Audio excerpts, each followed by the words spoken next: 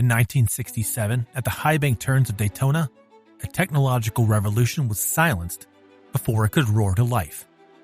NASCAR officials faced a machine so powerful, so advanced, that they determined it would render competition meaningless. Producing an estimated 800-plus horsepower, nearly 300 more than competitors, Smokey Yunick's twin-turbo creation threatened to shatter NASCAR's competitive balance and was immediately banned before turning a single official race lap. This was not just another technical disqualification. It was NASCAR deliberately closing the door on turbocharging technology that would eventually transform global motorsport. The story of this banned engine reveals the tension between innovation and regulation that defines racing's evolution and raises questions about what NASCAR might have become had Yunick's creation been allowed to compete. The late 1960s represented a critical juncture for NASCAR. The series was transitioning from its rough-and-tumble roots toward a more professional, manufacturer-supported enterprise. Television coverage was expanding, corporate sponsorships were growing, and the technical rulebook was evolving to maintain competitive balance while still preserving the stock car premise. It was against this backdrop that Yunick developed an engine that would challenge the very definition of stock car technology. While American motorsport had largely embraced traditional naturally aspirated V8 engines, developments in Europe and elsewhere were pointing toward forced induction as the future of performance. Yunick, always ahead of his contemporaries, recognized that NASCAR's rulebook contained a crucial oversight. It didn't explicitly prohibit turbocharging. This loophole presented an opportunity to create something revolutionary. Yunick's band creation centered around a 427 cubic inch Chevrolet engine transformed by a revolutionary twin-turbo system. Unlike other mechanical innovations that pushed rule boundaries incrementally, this engine represented a quantum leap in performance. The foundation was Chevrolet's Porcupine big block architecture, named for its splayed valve arrangement. The production version of this engine family was already formidable, but Yunick's modifications transformed it into something unprecedented in American racing circles. Yunick began with internal strengthening that went far beyond conventional NASCAR preparation. The cylinder block received additional reinforcements in the main bearing saddles, with custom machined 4-bolt main caps replacing the factory 2-bolt design. The cylinder walls were thickened in critical areas, and additional water passages were drilled to improve cooling under the extreme heat and pressure of forced induction. But that's not all. The rotating assembly was completely custom, featuring specially forged pistons with unique crown designs to lower the effective compression ratio, necessary for turbo applications to prevent detonation. The Yunick twin turbos connecting rods were replaced with aircraft-quality components, featuring floating pin bushings and premium fasteners that could withstand the tremendous cylinder pressures generated by turbocharging. The valve train received similar attention, with specialized valve springs capable of maintaining control at the higher RPMs the turbo engine would achieve. The camshaft profile was revolutionary for its time. Rather than the aggressive, long-duration cams typical in racing, Yunick opted for a more moderate profile that optimized exhaust gas flow to the turbos while maintaining tractable low-end performance. The heart of Yunick's innovation was his sequential turbocharging system, technology that wouldn't become common in production vehicles until decades later. A smaller turbo provided immediate response at lower RPMs, eliminating the dreaded turbo lag that plagued early forced induction systems, while a larger second turbo engaged progressively as engine speed increased. The sophisticated setup included a proprietary intercooling system, reducing intake temperatures by nearly 100 degrees Fahrenheit, using a combination of air-to-air and water-to-air heat exchangers positioned strategically within the car's architecture. Next was the custom wastegate control mechanisms regulating boost pressure based on throttle position, engine load, and RPM, featuring mechanical actuation, but with sophistication that foreshadowed later electronic systems. A specialized oiling system with a larger capacity sump, additional cooling, and modified passages to ensure adequate lubrication under the extreme conditions generated by turbocharging. Additionally, a custom fabricated exhaust manifold is designed to optimize exhaust gas flow while minimizing thermal expansion issues common to early turbo applications. To top things off, a modified fuel delivery system capable of providing the substantially increased volume required by forced induction while maintaining precise airflow ratios across the operating range. The carburation system was particularly innovative. While most early turbo applications simply pressurized standard carburetors, leading to numerous performance issues, Yunick developed a pressurized float bowl system with modified venturi and jet arrangements that maintained consistent fuel metering under boost conditions. Dynometer tests revealed the Yunick twin-turbo engine produced over 800 horsepower at 6,500 RPM with 15 pounds of boost pressure, approximately 60% more than leading naturally aspirated engines of the time.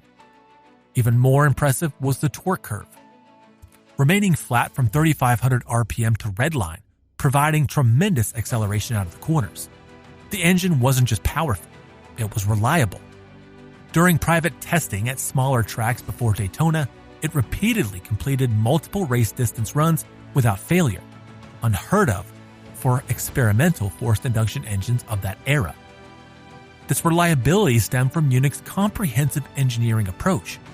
Rather than simply adding turbochargers to an existing engine, he had reconceptualized the entire power unit around forced induction principles.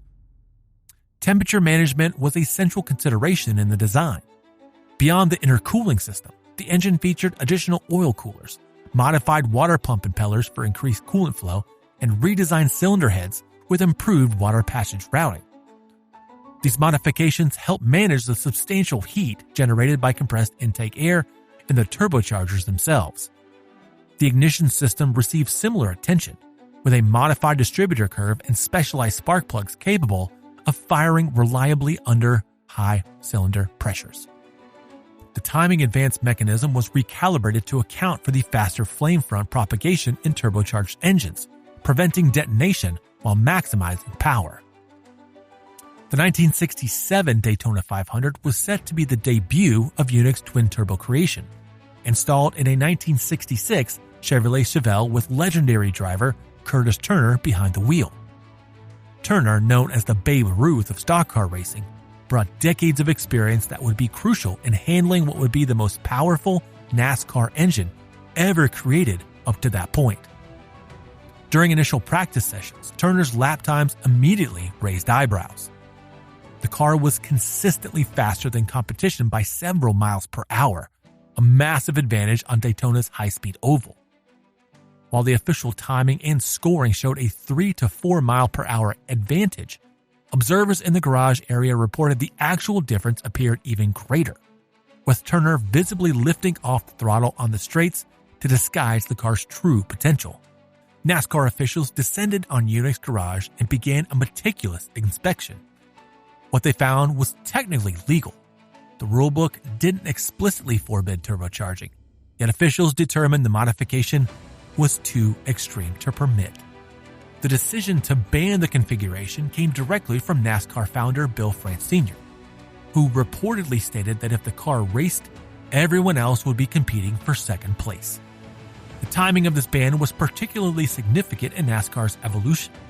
The late 1960s marked a transition period for the organization, moving from its early wild days towards more structured competition with stronger manufacturer involvement. The major American automakers, Ford, Chrysler, and General Motors, were investing heavily in NASCAR competition as part of their win on Sunday, sell on Monday marketing strategies. The ban sparked immediate controversy for several reasons, starting with technical legality. Although the engine didn't violate specific written rules at the time, NASCAR quickly amended its rulebook afterward to explicitly prohibit turbocharging. This ex post facto rule creation set a precedent for how NASCAR would handle innovations it deemed too disruptive, establishing the principle that the spirit of the rules could override their literal text. Next is competitive imbalance. Officials feared the massive power advantage would render competition meaningless and potentially trigger an expensive developmental war. With manufacturer involvement increasing, there was legitimate concern that a turbocharger arms race would escalate costs beyond substantial levels for many teams. And number 3 were safety concerns. With speeds already approaching 200 miles per hour with naturally aspirated engines, there were legitimate concerns about track safety with significantly more powerful cars. The barrier systems, tire technology, and chassis designs of the era were not developed with 800 horsepower cars in mind. Just 2 years earlier in 1965, Chrysler's Hemi engine had been temporarily banned, partly over similar concerns. Adding to the dilemma, some believe pressure from manufacturers played a role, as they weren't prepared for the R&D demands of turbo technology. General Motors, in particular, had no production turbo experience at the time, and would have been at a significant disadvantage if required to develop competitive turbo engines on short notice. And needless to say, technological conservatism. NASCAR's leadership had consistently shown preference for gradual evolution rather than revolutionary change. Turbocharging represented a fundamental shift in engine philosophy, rather than an incremental improvement to existing technology. The specific inspection process reveals much about NASCAR's approach to technical regulation. Officials spent hours examining Yunick's creation, initially struggling to identify any explicit rule violations. The absence of any specific prohibition against turbocharging forced them to rely on broader clauses about unapproved modifications and spirit of competition to justify their decision. In his characteristic defiance, after NASCAR disqualified his car, Yunick reportedly removed the gas cap, started the engine, and drove away from the track. When officials pointed out that the car's gas tank had been sealed for inspection, Yunick allegedly replied, "Better think about that," revealing he had installed a hidden fuel line, another of his famous rule-bending modifications. This incident became emblematic of the cat-and-mouse game between innovators and regulators in motorsport. It highlighted the fundamental challenge NASCAR faced: how to maintain control over technological development, while still allowing room for innovation that would keep the sport relevant to production automotive technology. The aftermath of the ban was immediate. NASCAR quickly revised its rulebook to explicitly prohibit turbocharging, supercharging, and any form of forced induction in its Premier Series. This prohibition has remained in place for over 5 decades, making it one of the longest-standing technical restrictions in major motorsport. Yunick's relationship with NASCAR was permanently altered by the incident. Though he would continue to compete sporadically in the series through the early 1970s, the collaborative relationship between the innovative mechanic and the sanctioning body was irreparably damaged. In later interviews, Yunick would describe the ban as emblematic of NASCAR's preference for control over progress. To fully appreciate Yunick's achievement, it's important to understand the specific technical challenges of implementing turbocharging in oval racing applications, particularly given the technological constraints of the 1960s. Turbocharging itself was not a new concept. General Electric had patented the basic principle in 1905, and aircraft engines had used turbochargers extensively during World War II. However, automotive applications remained rare and primarily experimental. The challenges were significant. Heat management, durability, throttle response, and consistent power delivery all presented formidable obstacles. Yunick's system tackled these challenges with remarkable foresight. The sequential arrangement of the turbochargers was particularly innovative. While single turbo systems were common in early experimentation, and twin turbo setups with identical parallel turbos had been tried, the sequential arrangement with different sized turbos activating at different RPM ranges was revolutionary for its era. The primary turbocharger in Yunick's system was relatively small by modern standards, approximately 48 millimeters in compression diameter. This size allowed for quick spool-up and minimal lag, addressing one of the key drawbacks of turbocharging for oval racing, where throttle response is critical for corner exit. This smaller turbo was designed to provide boost from just above idle to approximately 4,000 RPM. The second turbocharger was substantially larger, estimated at 67mm compression diameter, capable of flowing the volume required for high RPM operation. This turbo would begin contributing around 3,500 RPM, with an overlap period where both turbos were active. By 5,000 RPM, the larger turbo would be providing the majority of the boost pressure. The transition between turbos was managed by a proprietary valve system controlled by both manifold pressure and engine RPM.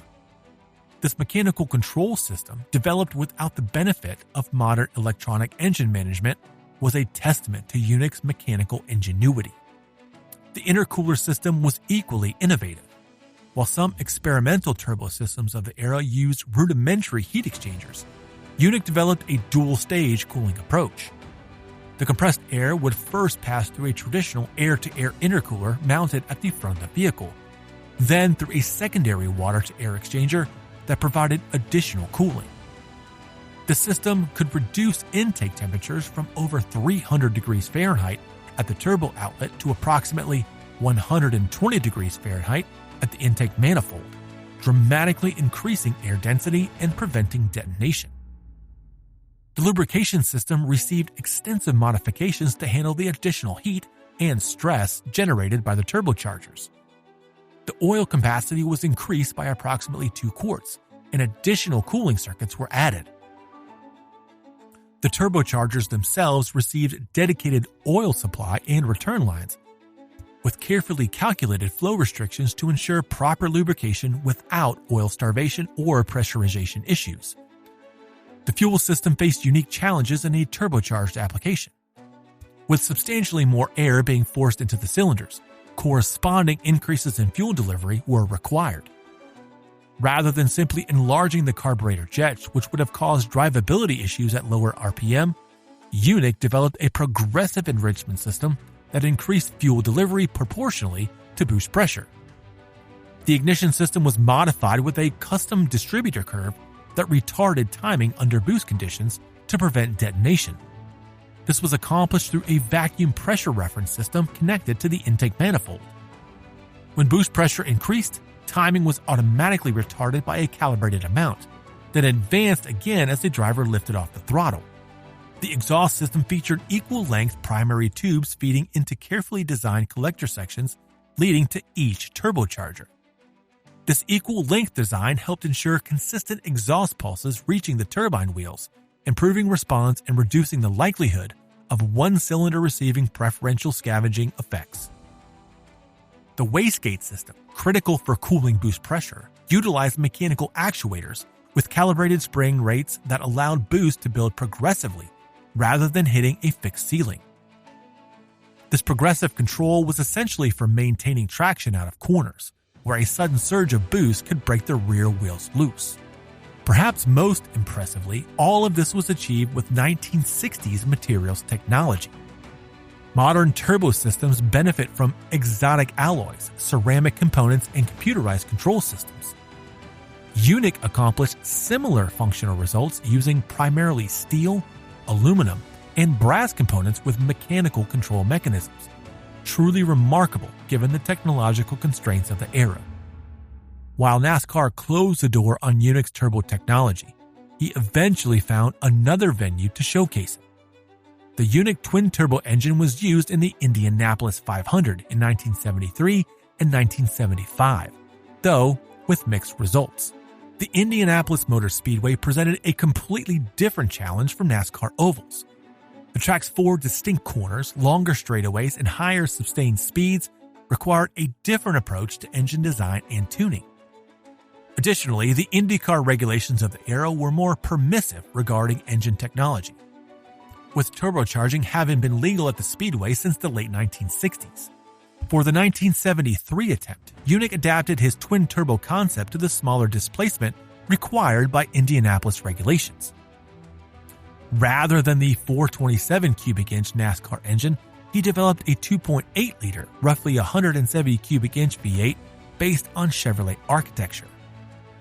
The smaller displacement meant higher RPM operation.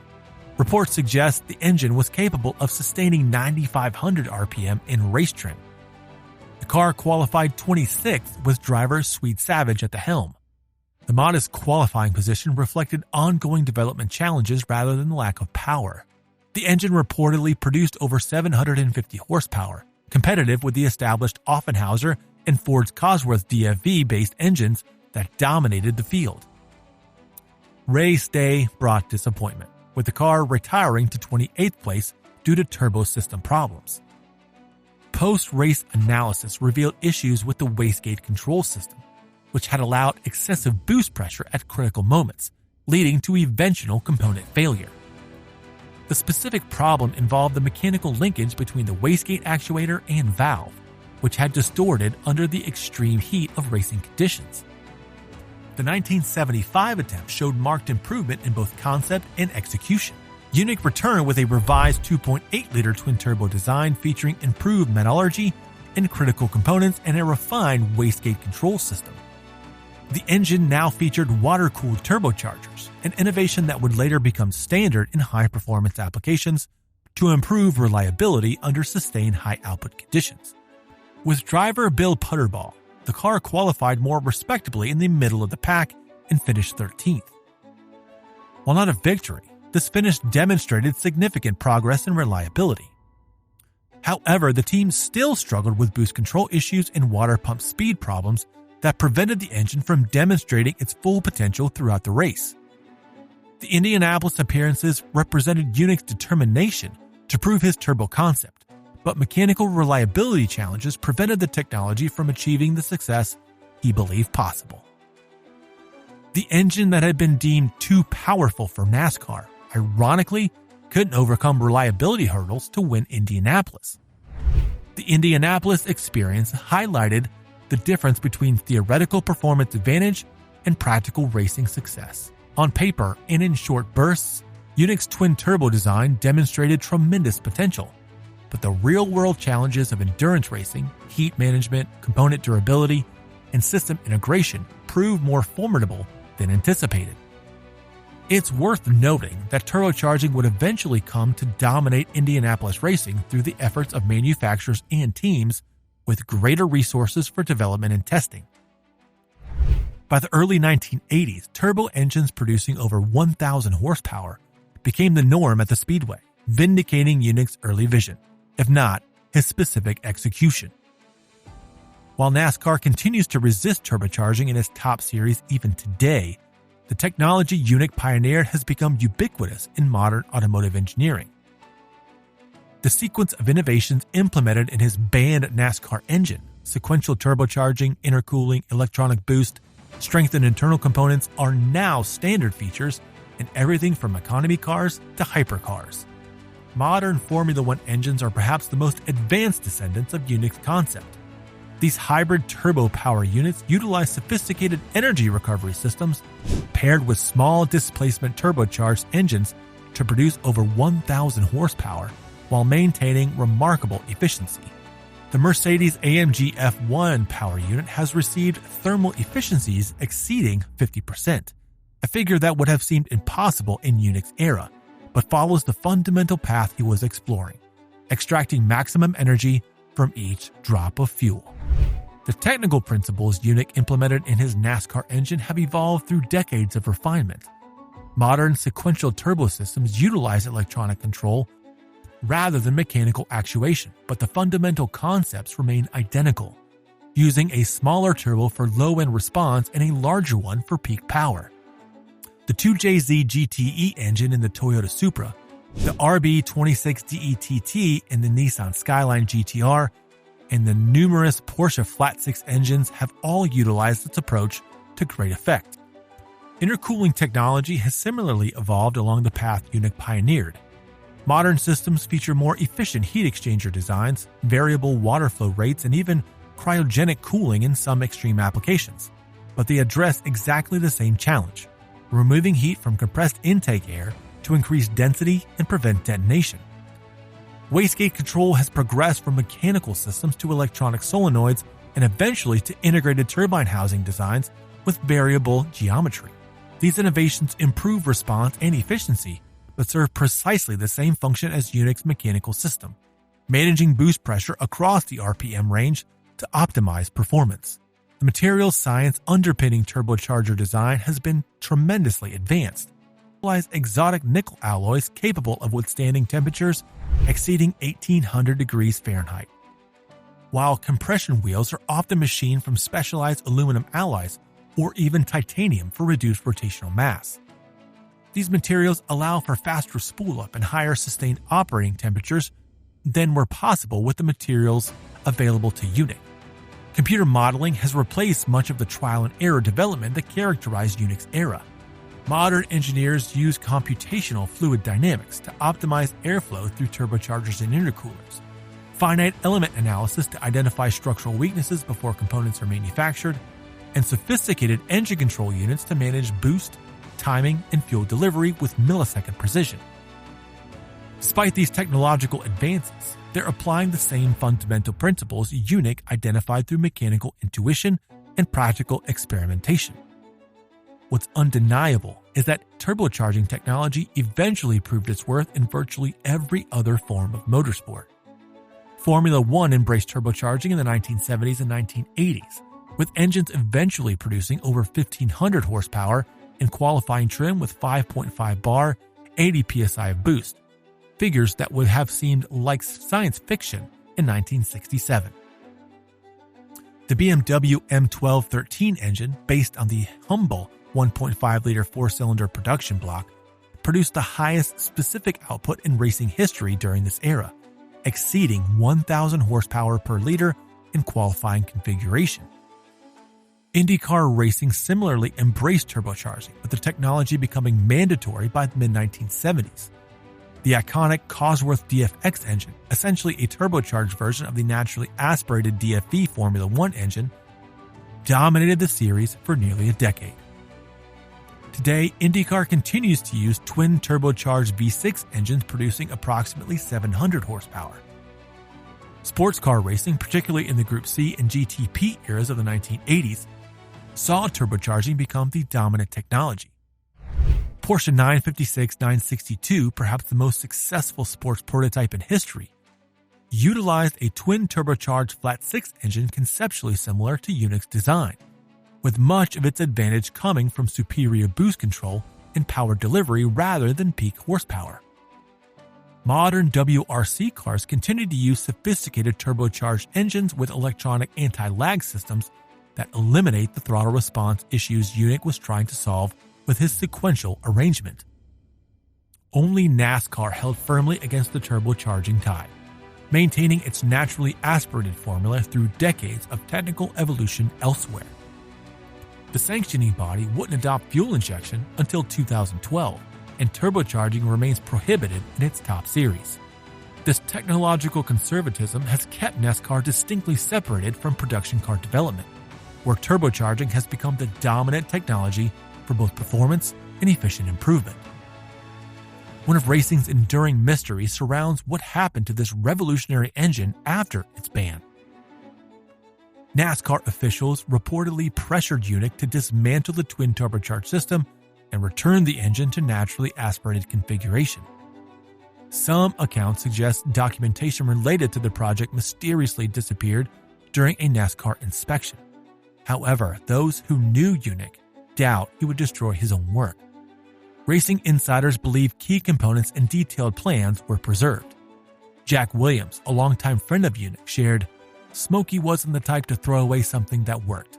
Kept everything, drawing, parts, test data." This intellectual property represented the true value of the project, containing insights that could be applied to future efforts even if the physical components were modified or replaced. When Yunick's famous Best Damn Garage in Town burned down in 2003, many feared that any remaining artifacts from the twin turbo project were lost forever. The fire destroyed countless historical items and memorabilia from Yunick's storied career.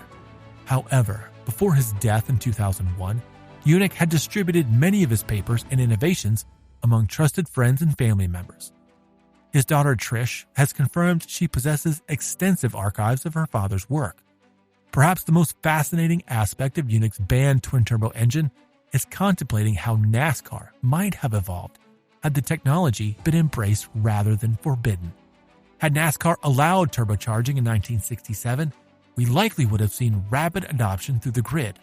Other teams would have developed their own forced induction systems, potentially triggering a period of radical innovation similar to what occurred in Formula One during its turbo era. Within a few seasons, we might have seen 1,000 horsepower NASCAR engines, which would have necessitated completely different chassis designs, aerodynamics, braking systems, and safety measures. Safety technology would have accelerated in response to the higher speeds. Fuel cell design, fire suppression system, roll cage construction, and driver restraints would all have required rapid evolution to maintain acceptable safety margins with the increased performance.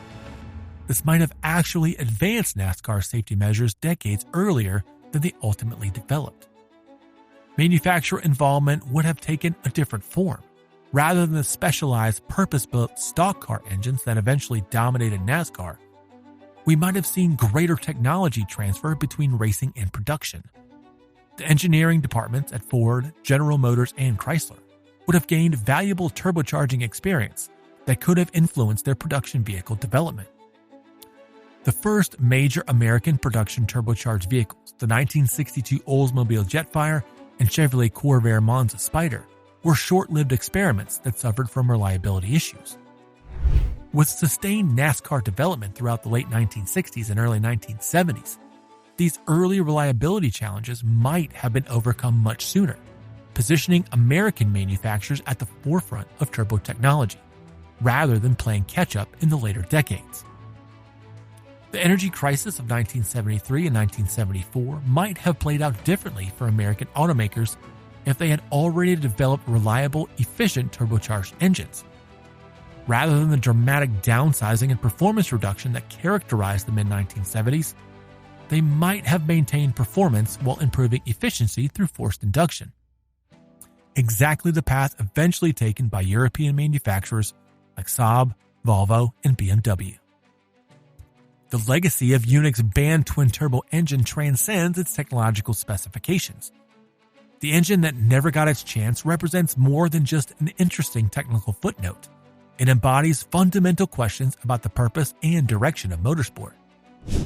Should racing push the boundaries of what's possible, serving as the research and development laboratory for tomorrow's road cars? Or should it prioritize close competition and entertainment value, even if that means restricting innovation? NASCAR decisively chose the latter path, creating a form of motorsport that emphasized driver skill and close competition over technological advancement. This philosophical choice has had profound implications for NASCAR's technical evolution. While other racing series embraced technologies like turbocharging, fuel injection, overhead camshafts, variable valve timing, and hybrid systems as they became relevant to production vehicles, NASCAR maintained its focus on naturally aspirated V8 engines with pushrods and carburetors well into the 21st century. Even today, with fuel injection finally adopted in 2012, many elements of NASCAR engine technology remain firmly rooted in the 1960s. This divergence has created a unique position for NASCAR in the motorsport landscape. What's certain is that Yunick's banned twin-turbo engine stands as one of motorsport's great might-have-beens, a revolutionary creation that arrived at precisely the wrong moment for its acceptance, but exactly the right moment to secure its place in racing legend. The irony remains that the technology NASCAR rejected in 1967 would eventually transform motorsport and production vehicle development.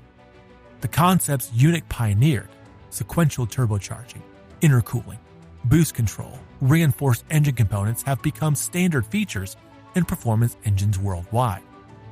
The technological path he envisioned has been thoroughly validated by history, even if NASCAR chose a different direction. In an industry often resistant to change, Smokey Yunick dared to imagine something different.